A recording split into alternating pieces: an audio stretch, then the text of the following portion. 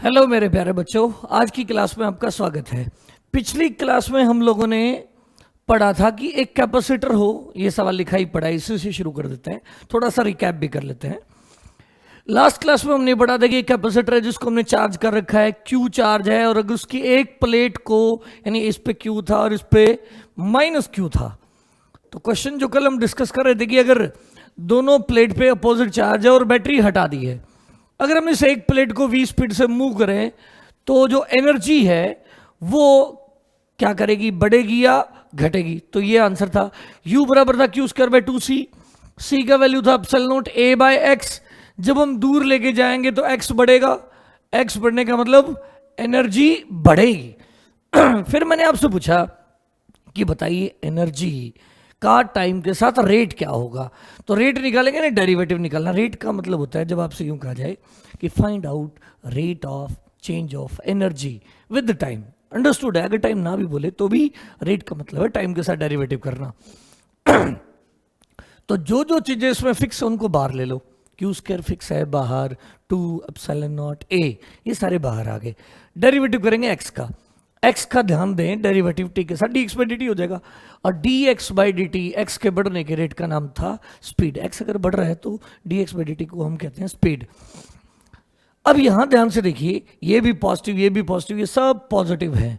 Positive का मतलब है एनर्जी का डेरिवेटिव अगर पॉजिटिव आया तो उसका मतलब है कि एनर्जी समय के साथ बढ़ रही है। मतलब एनर्जी टाइम बढ़ने पे एनर्जी बढ़ रही है, बस उसका बढ़ने का जो तरीका है वो कांस्टेंट है। मतलब एक कदम जाने पे जितना बढ़ेगी अगले एक कदम पे भी उतना ही बढ़ेगी, ये मतलब है। चलिए अब इस बात पे सवाल करते हैं एक बहुत ही अच्छा सा इसी मुद्दे के ऊपर। देखिए बेटा, ये एक बैटरी है, इसकी प्लेटों के बीच में गैप मान लीजिए x1 है, और हमने इसको एक बैटरी लगा के क्या कर लिया, चार्ज कर लिया। बैटरी लगाई और उस बैटरी ने क्यू चार्ज दे दिया, इस पे प्लस क्यू और इस पे माइनस क्यू। हमने चार्ज कर लिया और अब हमने बैटरी को यहां से हटा दिया, रिमूव कर दिया। अब क्या किया हमने, बड़ी आराम से एक एक क्वेश्चन को समझेगा, बड़े ही इंपॉर्टेंट सवाल है आज के।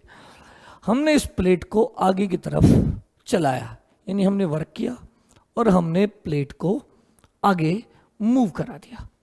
और कितना गैप बना दिया हमने, यही प्लेट प्लस क्यू चार्ज और यहां है माइनस क्यू चार्ज, और अब हमने गैप बना दिया है x2। तो इसमें मेरा पहला सवाल ये है, पहला तो सिंपल सा सवाल है, इनिशियल एनर्जी लिखिए, फाइनल एनर्जी लिखिए, और ये बताइए कि एनर्जी बढ़ी है या घटी है। तो पहले इनिशियल एनर्जी लिखिए। पहला सवाल, यू इनिशियल बताइए कितनी है। तो क्या फार्मूला लगाएं हम, बताइए क्या चीज यहां से यहां नहीं बदल सकती। प्लेटों के ऊपर जो चार्ज है, बैटरी हट चुकी है, अगर बैटरी हट चुकी है तो प्लेटों के ऊपर जो चार्ज है वो ना तो इंक्रीज हो सकता ना डिक्रीज हो सकता, चार्ज फिक्स है, सी बदल रहा है। तो एनर्जी का फार्मूला वो वाला लगाओ जिसमें चार्ज आता हो। तो वो वाला फार्मूला तो कौन सा है, Q square by 2c initial. तो बताइए इनिशियल सी कितना है, क्यू स्क्वायर बाई, अब सी वी स्क्वायर लगाना ठीक नहीं है बेटा, क्योंकि सी भी बदल रहा है और वी भी बदल रहा है, ये बेस्ट है। तो जब भी आपको वो फार्मूला यूज करना चाहिए जो जिसमें एक वेरिएबल हो बाकी सारे कांस्टेंट हो। इनिशियल कैपेसिटेंस बताइए क्या है, epsilon not a by x1। मैंने कहा फाइनल एनर्जी बताओ बेटा कितनी होगी, फाइनल एनर्जी बताओ। तो चार्ज तो वही क्यू है, Q square by 2c final. तो Q square by c final क्या है, epsilon not a by x2। अब यहाँ क्लियरली दिख रहा है x1 कम है, x2 ज्यादा है। x2 अगर ज्यादा है यानी x2 ज्यादा है किससे, x1 से, इसका मतलब एनर्जी पहले वाली कम है और बाद वाली ज्यादा है, यानी एनर्जी बढ़ गई है। अब अगर मैं तीसरे सवाल में पूछूं कि बताओ इंक्रीज इन एनर्जी बताओ, इंक्रीज इन एनर्जी, या यूं कह दूं कि गेन इन एनर्जी बता दो, गेन इन एनर्जी बता दो। तो क्या करेंगे बेटा, गेन एनर्जी बताने के लिए यू फाइनल में से यू इनिशियल माइनस कर देंगे, ये आ रहा है U final Q square by 2 epsilon not a common आ जाएगा, अंदर आ जाएगा x2 माइनस x1, ये है गेन इन एनर्जी। अगला सवाल है मेरा एक छोटा सा आपसे, जब आप इस प्लेट को आगे मूव करा रहे हो तो क्या हीट प्रोड्यूस होगी। चौथा सवाल, क्या हीट प्रोड्यूस होगी? बहुत ही प्यारा सवाल है, क्या हीट प्रोड्यूस होगी? सोचिए जरा एक पल के लिए, सोचिए क्या हीट प्रोड्यूस होगी? नहीं, मैं जवाब देता हूं, हीट प्रोड्यूस नहीं होगी, क्योंकि यहां चार्ज, जब आप इस प्लेट को आगे लेके गए तो चार्ज तो चेंज ही नहीं हुआ, यानी चार्ज तो आया ही नहीं, ना गया है ना गया है। वायर में चार्ज चले, हीट का फंडा बता देता हूं बेटा क्या है, कोई रेजिस्टेंस होना चाहिए, उसके 2 पॉइंट होने चाहिए, उनके बीच में पोटेंशियल डिफरेंस होना चाहिए, और चार्ज वहां फ्लो होना चाहिए, यानी करंट होना चाहिए। और हीट का फार्मूला होता है, आगे चलकर इलेक्ट्रिसिटी में पढ़ेंगे, VIT या फिर I²RT। कहने का मतलब है हीट तब पैदा होगी जब किसी वायर के 2 किनारों के बीच में पोटेंशियल डिफरेंस होगा, और उस पोटेंशियल डिफरेंस की वजह से चार्ज फ्लो करेगा, चार्ज फ्लो करने से करंट बनेगा, और करंट बनेगा तब VIT या I²RT हीट का फार्मूला होगा, यानी हीट पैदा होगी। अगर पोटेंशियल डिफरेंस है लेकिन क्या फ्लो नहीं हो रहा, चार्ज फ्लो नहीं हो रहा, मतलब करंट 0 है, तो हीट पैदा नहीं होगी। और इस केस में क्या नहीं हुआ है, कोई चार्ज की मूवमेंट नहीं है, इसलिए यहां कोई हीट प्रोड्यूस नहीं होगी। अच्छी बात, अगर हीट प्रोड्यूस नहीं होगी तो अगला सवाल ये रहा मेरे पास, क्या हमें इसको इधर से इधर ले जाने में वर्क नहीं करना पड़ा? तो जवाब होगा हाँ सर, करना पड़ा। करना पड़ा तो बताइए कितना वर्क मुझे इस प्लेट को यहां से यहां ले जाने में करना पड़ेगा। यानी चौथा सवाल है मेरा, वर्क डन बाय एक्सटर्नल, बताइए इस प्लेट को यहां से यहां ले जाने में कितना मुझे एक्सटर्नली वर्क करना पड़ेगा। ये वर्क हम 2 तरीके से निकाल सकते हैं। देखिए मेथड 1, पहले हम लगाते हैं एनर्जी कंजर्वेशन। क्या लगाते हैं बेटा? एनर्जी कंजर्वेशन लगा के सवाल को करते हैं। एनर्जी कंजर्वेशन कैसे लगाएंगे, देखिए स्लोली मूव किया, हाँ ये जो मूवमेंट का तरीका है वो ध्यान रखें, हम स्पीड बढ़ा नहीं रहे हैं, स्पीड बढ़ा नहीं रहे हैं, तो स्लोली स्लोली स्लोली अगर मूव करेंगे तो एनर्जी कंजर्वेशन को भी मैं 2 भाषाओं में लिख सकता हूं, मैं दोनों लिख के दिखाता हूं, आप दोनों समझिएगा। एनर्जी कंजर्वेशन की इक्वेशन लिखने का तरीका बता रहा हूं। देखिए कैसे लिखेंगे एनर्जी कंजर्वेशन की इक्वेशन। पहला सिंपल मेथड, जनरल नॉलेज के तरीके से, शुरू में कुछ एनर्जी इसके अंदर थी, हाँ थी, U इनिशियल, फिर हमने क्या किया, इस पे कुछ वर्क किया, मतलब W एक्सटर्नल किया, W एक्सटर्नल किया, अच्छी बात। और क्या हुआ, जब हमने कुछ वर्क किया तो ये सिस्टम यहां से यहां आ गया, यहां से यहां आ गया, अब यहां ये रुका हुआ है, तो ये सारा U initial plus W external, कोई हीट वगैरह पैदा नहीं हुई है, तो U initial plus W external बराबर हो जाएगा अब की U फाइनल। देयरफॉर हम कह सकते हैं कि W एक्सटर्नल बराबर हो गया U final minus U initial, that is delta U, that is delta U। इसी इक्वेशन को आप ऐसे भी लिख सकते थे बेटा, इसी इक्वेशन को लिखने का, मैं सवाल का सॉल्यूशन नहीं, मैं इसी इक्वेशन को जो W एक्सटर्नल इस सवाल के अंदर W external is equal to delta U है, इसी को एक और तरीके से और बोलता हूं जो हम 11th क्लास में करते हैं, work done by all forces is equal to change in kinetic energy. कौन कौन सी फोर्सेस यहां वर्क कर रही हैं जब इस प्लेट आगे जा रही है, तो वर्क डन बाय क्या है, ये प्लस चार्जेस और ये माइनस चार्जेस, प्लस वाली प्लेट माइनस को खींचेगी, यानी work done by electrical forces है, plus work done by external है, कोई हीट वगैरह पैदा नहीं है, is equal to change in kinetic energy. हमने ले जाया गया है प्लेट को स्लोली, स्लोली का मतलब है हर समय स्पीड लगभग सेम है, सेम है तो हाफ m, फाइनल स्पीड भी v होगी, इनिशियल स्पीड भी v होगी, तो चेंज इन काइनेटिक एनर्जी हो गया 0। अब वर्क डन बाय इलेक्ट्रिकल याद करिए कैसे लिखते थे, वर्क डन बाय इलेक्ट्रिकल, मैं पहले की वीडियो में वर्क वाले टॉपिक में अच्छे से बता चुका हूं, ये होता है माइनस डेल्टा U। क्या होता है बेटा, minus delta U plus W external is equal to हो गया 0, this implies that W external is equal to हो गया डेल्टा U। सेम रिजल्ट यहां दोनों केस में, दोनों तरीके से। अब आप बताइए डेल्टा U हमने निकाल रखा है, कितना था डेल्टा U बताइए, delta U change in potential energy half epsilon not A half CV, क्या था बेटा U फाइनल था half Q, sorry u final minus u initial, और ये वैल्यू अभी अभी हमने मिटो दी पीछे, हम दोबारा लिख लेते हैं, कोई बड़ी बात नहीं है। Q square by 2 c final epsilon not a by x2 आया था और यहां आया था x1, तो यानी ये आंसर था। तो यही हमारा एक्सटर्नल वर्क हो गया, यही इंक्रीज इन एनर्जी। यानी यहां से यहां जब हम लेके गए तो जितना एनर्जी में इंक्रीज हुआ उतना ही एक्सटर्नल वर्क हुआ है, क्योंकि यहाँ किसी प्रकार का और कोई वर्क इन्वॉल्व ही नहीं है। मतलब ना कोई बैटरी लगी हुई है जो वर्क कर पाती, ना या कोई हीट लॉस है। तो जितना हमने वर्क किया वो सारा का सारा एनर्जी के इंक्रीज में चला गया। यानी हमने जो काम किया वो सारा इस सिस्टम के अंदर इंक्रीज इन एनर्जी में चला गया। यानी सेम उस तरह से जैसे स्प्रिंग होता है, उसको आप खींच दें तो आप जितना वर्क करेंगे उतना ही वर्क उस स्प्रिंग की इंक्रीज इन पोटेंशियल एनर्जी हो जाएगा। उसी तरह से ही है। इसी को हम दूसरे मेथड से भी कर सकते थे। मेथड नंबर 2 बताता हूं, ये वर्क निकालने का मेथड नंबर 2 कैसे निकाल सकते थे आप सोचिए।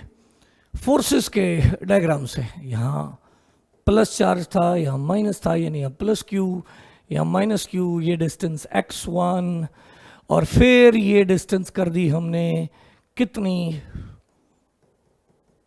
चार्जेस यही रहे, डिस्टेंस कर दी x2। तो आप बताइए प्लेटों के बीच में लगने वाली फोर्स कितनी है पीछे की तरफ, इलेक्ट्रिकल फोर्स बताइए क्या है। इलेक्ट्रिकल फोर्स का फार्मूला बेटा आपको याद होना चाहिए, क्या था, हम लास्ट क्लास में प्रूव कर चुके हैं। वो फार्मूला था क्यू स्क्वायर बाय, 2 फार्मूले थे उसके, 2 फॉर्मेट थे, हाफ क्यू ई, या फिर हम कह सकते हैं Q square bye 2a epsilon not. ये इलेक्ट्रिकल फोर्स अंदर की तरफ थी। तो अगर हमें इसको स्लोली आगे चलाना है तो हमें उतनी ही फोर्स आगे लगानी पड़ेगी। तो मेरी एक्सटर्नल फोर्स की वैल्यू उतनी होगी जितनी पीछे इलेक्ट्रिकल लग रही है, तो एक्सटर्नल फोर्स की वैल्यू भी इतनी ही होगी। और गजब बात ये है, ये फिक्स, ये फिक्स, ये फिक्स, ये फिक्स, सारी चीजें फिक्स है। तो जो पीछे की तरफ लगने वाली इलेक्ट्रिकल फोर्स है वो कांस्टेंट है, तो हमारी फोर्स भी कांस्टेंट होगी। और अगर फोर्स कांस्टेंट हो तो वर्क का एक सुंदर सा फार्मूला होता है, फोर्स की वैल्यू इनटू डिस्प्लेसमेंट की वैल्यू इनटू कॉस 0। ध्यान रखें ये तब लगा सकते हैं जब ये फोर्स फिक्स हो, वेरिएबल नहीं होनी चाहिए। वेरिएबल हो तो यहाँ dx लिखेंगे और इंटीग्रेट करेंगे, लेकिन ये सब फिक्स है, फिक्स है तो हम लगा सकते हैं। अब बताइए एक्सटर्नल फोर्स कितनी है, Q square bye 2a epsilon not, और डिस्प्लेसमेंट कितना है, x1 पे तो पहले था ही, पहले कितना गैप था, कितना गैप था देखिए, पहले गैप था x1, अब गैप कितना हो गया x2, तो डिस्प्लेसमेंट हो गया x2 माइनस x1, यही है हमारा W एक्सटर्नल। तो ये हमने 2 तरीके से निकाल दिया। उम्मीद है आपको ये बात समझ आ गई होगी, आ गई है। तो अब हम करते हैं नया केस, जिसमें हम क्या करेंगे बेटा, ये वाला और भी गजब है, और भी स्पेशल है, जिसमें हम पहले डिस्कस करेंगे कि अगर हम बैटरी जोड़ के रखें, बैटरी कनेक्टेड रहे। अब तक जो हमने सवाल डिस्कस कर रहे थे उसमें हम बैटरी कैपेसिटर को चार्ज करके रिमूव कर देते थे। इस बार हम क्या करने वाले हैं, बैटरी को जोड़ के रखेंगे और फिर प्लेट को मूव कराएंगे और फिर वो सारी बातें करेंगे जो अभी हम कर रहे थे। बेटा ये सबसे टिपिकल बढ़िया वाले केसेस होते हैं, इनको आप आराम से पढ़िए, इन पे हर जगह हर एग्जाम में सवाल आते हैं। चलिए शुरू करते हैं। ये पैरेलल प्लेट कैपेसिटर है, इसकी प्लेटों के बीच में गैप x है। पहले हम करेंगे जनरल सवाल। जनरल का मतलब मैं आपसे बातें पूछता जाऊंगा, आप उनका यस नो में जवाब दें, इंक्रीज डिक्रीज क्या होगा and so on like that. ये बैटरी है जिसका वोल्टेज V है, ये पैरेलल प्लेट कैपेसिटर जिसकी प्लेटों का एरिया A है, कैपेसिटेंस C है, इसके अंदर जो स्टोर होने वाली एनर्जी कुछ है, एनर्जी डेंसिटी भी है, सब कुछ है, charge, capacity, gap x, voltage V, area A। सवाल क्या है, देखिए पहला सवाल ये है, अगर हम एक्सटर्नल फोर्स लगा के इसको आगे की तरफ चलाएं, आगे की तरफ लेके जाएं और बैटरी ना हटाएं, तो पहला सवाल ये है कि बताइए क्या होगा। यानी इफ, क्वेश्चन में लिख देता हूं, इफ द सेकंड प्लेट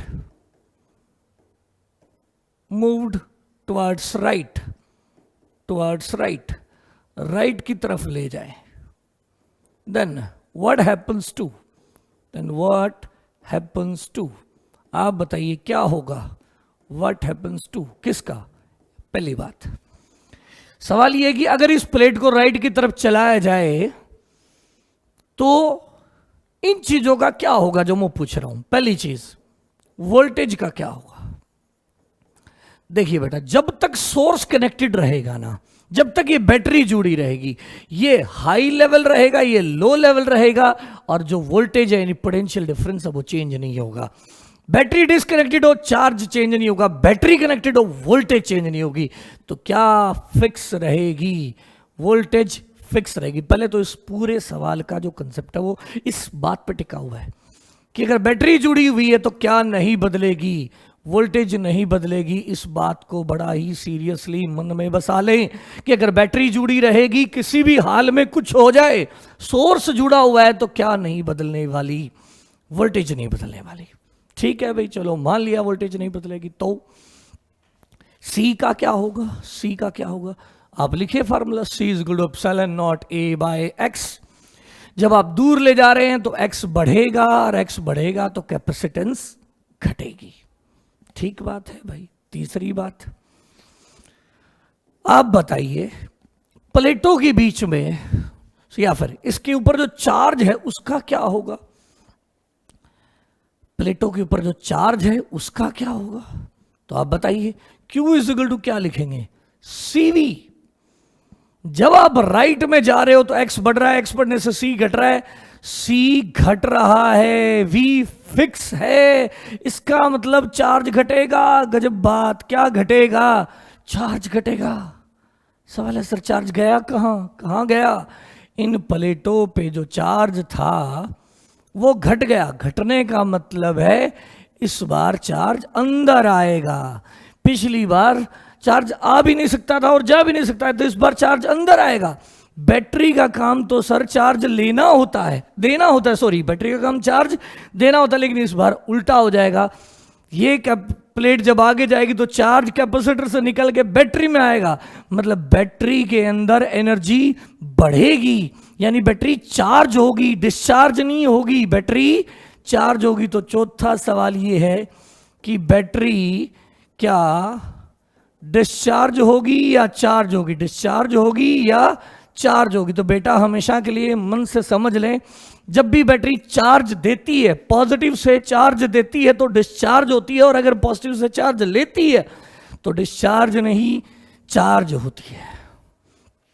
और चार्ज होने का मतलब है बैटरी एनर्जी गेन करती है। तो अगर मैं पांचवा सवाल पूछूं कि बताइए बैटरी एनर्जी लॉस कर रही है या गेन कर रही है, लॉस कर रही है या गेन कर रही है, बैटरी एनर्जी लॉस कर रही है या गेन कर रही है। अगर बैटरी चार्ज देती तो एनर्जी लॉस करती है, अगर बैटरी चार्ज ले रही है तो एनर्जी गेन कर रही है, लॉस नहीं कर रही।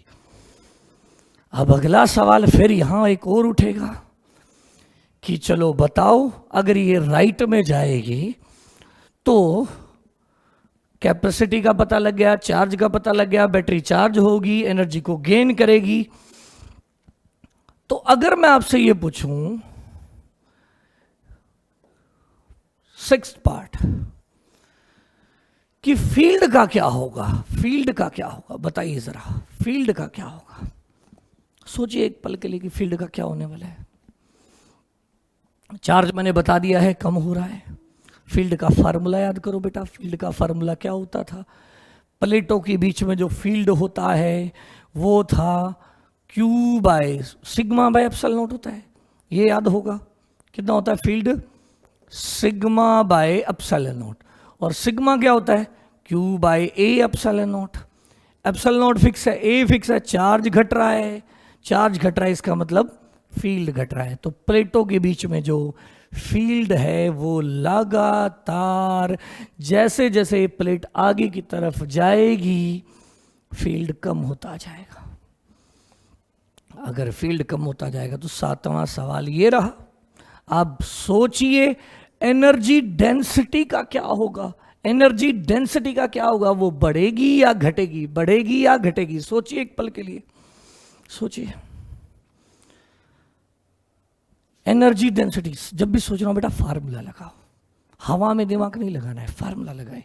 एनर्जी डेंसिटी का फार्मूला था half epsilon not E square. Epsilon not fix है, हाफ फिक्स है। जब प्लेटें दूर जा रही हैं चार्ज घट रहा है, चार्ज घटने से फील्ड घट रहा है, फील्ड घट रहा है, इसका मतलब एनर्जी डेंसिटी भी कम हो रही है, एनर्जी डेंसिटी भी कम हो रही है। अगला सवाल बेटा, इसमें बहुत सारा ज्ञान है इस सवाल में, आप अगर इसे ध्यान से समझें, मैं कहूंगा इसे 2 बार रिवाइज करें, बढ़िया रहेगा। 8वीं बात है बच्चों, आप बताइए कि इसकी एनर्जी का क्या होगा, कैपेसिटर की एनर्जी का क्या होगा, वो बढ़ेगी या घटेगी? सिर्फ इतना बताना है कि बढ़ेगी या घटेगी। एनर्जी कौन सा फार्मूले से सोचना चाहिए, पहले बात ये है। इस बार क्या चीज फिक्स है, पहले यूं सोचिए। पिछली बार वाले सवाल में चार्ज फिक्स था, इस बार वाले सवाल में क्या फिक्स है? पहले वो एनर्जी के 3 फार्मूले हैं, देखिए, हाफ सी वी स्क्वायर है, क्यू स्क्वायर बाय 2c है, हाफ क्यू वी है। वो फार्मूला यूज करना चाहिए जिसमें एक चीज तो कम से कम फिक्स हो।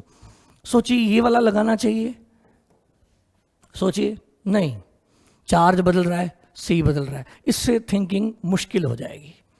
ये लगाना चाहिए, हाँ ये ओके है, कोई दिक्कत नहीं है, क्योंकि वी फिक्स है, चार्ज बदल रहा है।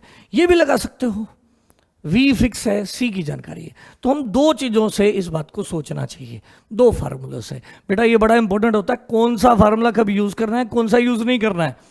तो बताइए, यहां एनर्जी का formula half C V square से इमेजिन कर सकते हैं या फिर हाफ क्यू वी से इमेजिन कर सकते हैं। क्या चीज फिक्स है बोलो? वी। दूर जा रहा है तो क्या हो रही है, कैपेसिटी। कैपेसिटी गैप के इनवर्सली होती है, गैप बढ़ेगा कैपेसिटी घटेगी, घटेगी तो एनर्जी घटेगी। ऐसे सोच लो या यहां से सोच लो। क्या फिक्स है? वोल्टेज फिक्स है। और क्या कम हो रहा है? चार्ज कम हो रहा है, मतलब एनर्जी लगातार कम हो रही है। अच्छी बात। 9वां सवाल, क्या हीट प्रोड्यूस होगी? सबसे गंभीर सवाल, क्या हीट प्रोड्यूस होगी? ये तो बड़ा ही टेक्निकल सवाल है बेटा, इसको तो बड़ा दिल लगा के सुनिएगा। और मैं कहूंगा इसके तो आंसर अगर आप ढूंढते रहेंगे मिलेंगे भी नहीं, बड़ा इंटरेस्टिंग है, बड़ा स्पेशल केस है। आप बताइए, जब ये प्लेट राइट में जा रही है तो हीट प्रोड्यूस होगी या नहीं होगी? एक पल के लिए सोचिए।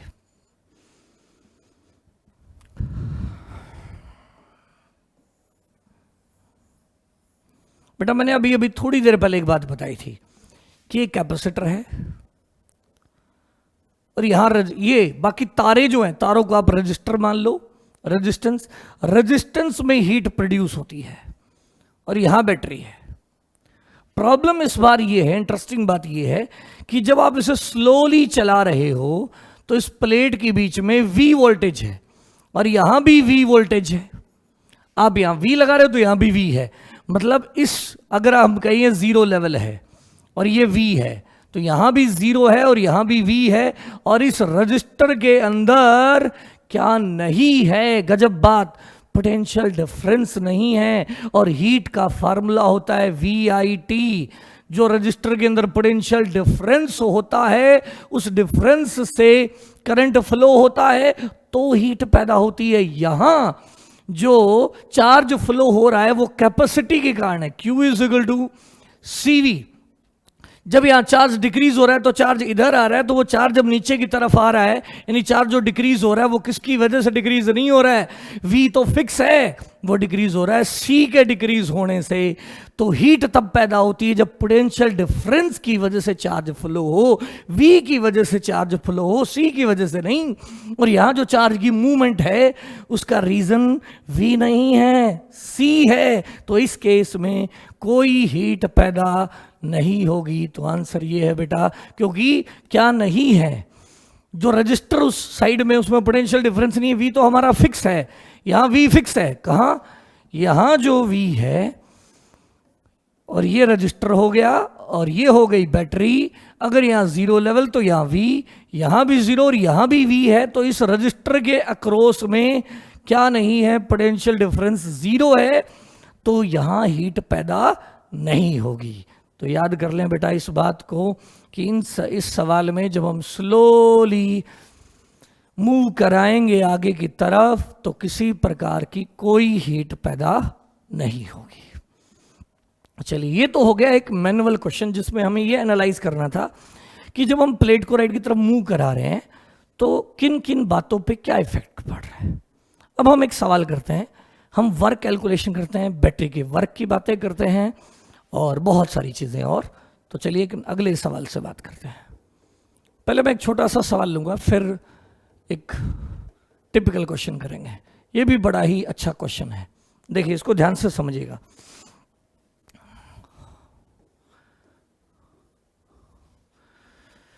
अगर मैं आपसे कहूं कि यहां एक कैपेसिटर है जिसकी कैपेसिटेंस C है और उससे हमने एक बैटरी जोड़ रखी है, V वोल्टेज की बैटरी जोड़ रखी है। अगर मैं आपसे कहूं कि इसका चार्ज बताइए, कितना चार्ज है इनिशियली, तो आप कैसे बताएंगे इसका चार्ज कितना है इनिशियली? बहुत ही आसान सी बात है, C कैपेसिटेंस है, V वोल्टेज है, तो चार्ज हो गया CV। C कैपेसिटेंस है, V वोल्टेज है, तो चार्ज हो गया CV। मैंने कहा कि मैंने इसको हटा दिया, इस बैटरी को हटा दिया और इस कैपेसिटर के साथ एक नई बैटरी जोड़ दी जिसकी वोल्टेज 2V है, जिसकी वोल्टेज 2V है। तो अब आप मुझे यूं बताइए, क्या इसकी प्लेटों के ऊपर वही चार्ज होगा या चार्ज नया हो जाएगा? C चार्ज था, V वोल्टेज थी, C कैपेसिटी थी, V वोल्टेज थी, चार्ज था CV। मैं पूछ रहा हूं वही कैपेसिटर, मैंने कैपेसिटर के साथ कोई छेड़खानी नहीं करी, 2V वोल्टेज की बैटरी जोड़ दी, ये बैटरी हटा दी, इसकी जगह 2V की बैटरी लगा दी। तो मेरा सवाल ये, क्या फाइनल चार्ज वही होगा या नया आ जाएगा? अंडरस्टूड सी बात है बेटा। अब वोल्टेज 2V है तो चार्ज वो नहीं रहेगा, अलग हो जाएगा। तो फाइनल चार्ज कितना आ जाएगा? C इंटू फाइनल वोल्टेज जो कि 2V है, यानी फाइनल चार्ज हो गया है 2CV। अब अगर मैं पूछूं कि यहां यूं समझ लो ये की थी सॉरी, जब हमने ये बैटरी जोड़ी तो क्या यहां एक्स्ट्रा चार्ज फ्लो हुआ? क्या यहां चार्ज फ्लो हुआ? तो क्या जवाब है आपका? पहले CV चार्ज था, अब 2CV चार्ज है, तो कंफर्म है कि बैटरी ने चार्ज दिया होगा। तो मैंने पूछ लिया आपसे यही सवाल। पहला सवाल था इनिशियल कितना है, दूसरा सवाल था कि जब हमने 2V की बैटरी जोड़ी तो फाइनल चार्ज कितना है, तीसरा सवाल है कि बताओ चार्ज कितना फ्लो हुआ, चार्ज कितना फ्लो हुआ, यहां से यहां कितना चार्ज फ्लो हुआ। तो सवाल जवाब सीधा सा है, अब इतना है 2CV, पहले कितना था CV, तो फाइनल चार्ज में से, इस पॉजिटिव प्लेट के फाइनल चार्ज में से इनिशियल चार्ज घटा देना, तो आंसर आ गया CV। इतना चार्ज फ्लो हुआ। चौथा सवाल, क्या बैटरी डिस्चार्ज हुई? क्या बैटरी डिस्चार्ज हुई या चार्ज हुई? तो बैटरी ने चार्ज दिया है, तो ये वाली बैटरी डिस्चार्ज हुई है। डिस्चार्ज होने का मतलब इस बैटरी ने कुछ काम किया है। तो अगला सवाल ये है, बताओ बैटरी ने कितना काम किया है? तो बेटा यहां ये सुपर इंपॉर्टेंट पॉइंट है कि बैटरी ने कितना काम किया है। बैटरी ने कितना काम किया है, अगर आपसे ये पूछा जाए कि बैटरी ने कितना काम किया है, तो जवाब है बेटा, जो चार्ज फ्लो हुआ इनटू में जिस वोल्टेज पे फ्लो हुआ, ये चार्ज फ्लो हुआ और कितनी वोल्टेज पे फ्लो हुआ है? 2V। बैटरी वर्क कब करती है बेटा? जब ये चार्ज यूं फ्लो कराएगी और बैटरी की वोल्टेज अगर 2V है, तो ध्यान से समझना, एक सेकंड के लिए मैं यहां थोड़ा साइड में बता रहा हूं, यहां प्लस और यहां माइनस। बैटरी ने प्लस Q चार्ज दिया, इमेजिन करो बैटरी ने प्लस Q चार्ज दिया, वो यूं घूम के यहां आ गया। बैटरी को जोर आता है उस प्लस Q चार्ज को इस लो लेवल से हाई लेवल की तरफ भेजने में। यहां का लेवल अगर V1 है और यहां का लेवल V2 है, तो बैटरी जो वर्क करेगी वो होगी इस Q चार्ज को, जब वो यहां से यहां भेजेगी तो वो वर्क करेगी Q into V final minus V initial, that is V2 minus V1, that is Q into delta V। तो बैटरी वर्क किस लिए करती है? जब वो किसी चार्ज को गोल रास्ते में घुमाती है और नेगेटिव प्लेट से पॉजिटिव की तरफ जाता है वो चार्ज, तो ये नेगेटिव रोकता है, पॉजिटिव भी रोकता है। तो बैटरी अपने केमिकल्स को कंज्यूम करके इस चार्ज को यहाँ से यहाँ भेजती है।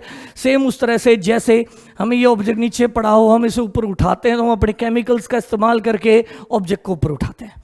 सेम उसी तरह से बैटरी चार्ज को गोल घुमाने में वर्क करती है, और वो वर्क होता है बैटरी ने जो चार्ज फ्लो कराया इनटू वो वोल्टेज जिस पे चार्ज को फ्लो कराया गया। तो आप बताइए कितना चार्ज फ्लो हुआ है? चार्ज फ्लो हुआ है CV का, तो CV का चार्ज फ्लो हुआ, कितनी वोल्टेज पे फ्लो हुआ? 2V पे, तो वर्क हो गया 2CV स्क्वायर। 2CV स्क्वायर का बैटरी ने वर्क किया है। अब अगर मैं आपसे एक बात पूछूं, बताओ बच्चों, क्या इस केस में हीट पैदा हुई है? तो क्या जवाब है आपका? क्या इस केस में हीट पैदा हुई है? हीट पैदा हुई है, हाँ या ना? तो देखो बेटा, यहां रजिस्टर है और इस बार चार्ज जो फ्लो हुआ है तो पोटेंशियल डिफरेंस है। यहां पहले V लेवल था, अब 2V लेवल है। तो जब इधर चार्ज है, इधर करंट फ्लो हुआ है, पोटेंशियल डिफरेंस रहा है इस रजिस्टर के अंदर, पोटेंशियल का डिफरेंस है, तो इस बार क्या पैदा होगी? हीट पैदा होगी। अब सवाल ये है कि हीट कितनी पैदा होगी, ये कैसे निकालेंगे कि कितनी हीट पैदा हुई है? तो कैसे निकालेंगे? देखिए, एक ही सिंपल सा फार्मूला, U इनिशियल थी इसके अंदर, हाँ थी। फिर क्या हुआ है? U इनिशियल थी, फिर जब हमने ये वाली बैटरी जोड़ी तो बैटरी ने हमने तो कोई काम नहीं किया। U इनिशियल थी, हमने कोई काम नहीं किया, लेकिन बैटरी ने काम किया, तो U initial plus work done by battery is equal to हो जाएगा U final. U final plus एक और काम हुआ है, इनिशियल एनर्जी थी, फिर बैटरी जोड़ी, बैटरी ने कुछ काम किया, साथ में क्या पैदा हुई है? हीट पैदा हुई है। और अगर हीट पैदा हुई है तो U इनिशियल प्लस जो हमने बैटरी ने वर्क किया, हमने नहीं किया, इनिशियल कुछ एनर्जी थी, हाँ थी, प्लस बैटरी ने कुछ काम किया, हाँ किया, वो किस में गया? अंदर गया और हीट में गया। अंदर गया, इसके अंदर स्टोर हुआ और हीट में गया। तो हीट का फार्मूला अगर कोई हमसे पूछेगा तो इस केस में क्या हो जाएगा? Work done by battery plus U initial minus U final. तो अब आप पुट कर दें, work done by battery put कर दें, कितना है work done by battery? 2CV square है। What is U initial minus U final? U initial minus U final बताइए कितना है? U इनिशियल यहाँ कितना था? Half CV square minus U final, और बताइए कितना है? Minus U final half, C तो C है, इनटू है 2V का होल स्क्वायर। तो हीट कितनी पैदा होगी बेटा? 2CV square plus half CV square minus क्या आ जाएगा बताइए जरा? 2CV स्क्वायर आ जाएगा। 2CV स्क्वायर, यहाँ 4V स्क्वायर होएगा, 2 से 2 कट जाएगा, 2CV स्क्वायर, ये कैंसिल। तो कितनी हीट लॉस होगी? हाफ CV स्क्वायर की हीट इस प्रोसेस में प्रोड्यूस होगी। उम्मीद है आपको ये बात समझ आ गई होगी। आ गई है तो आप आज के लिए इस वीडियो को दोबारा देखें, इसको रिवाइज करें। अगर आपको कहीं कोई डाउट हो तो मुझसे पूछिए, कमेंट भेजिए और इसी तरह पढ़ते रहिए। Have a good day.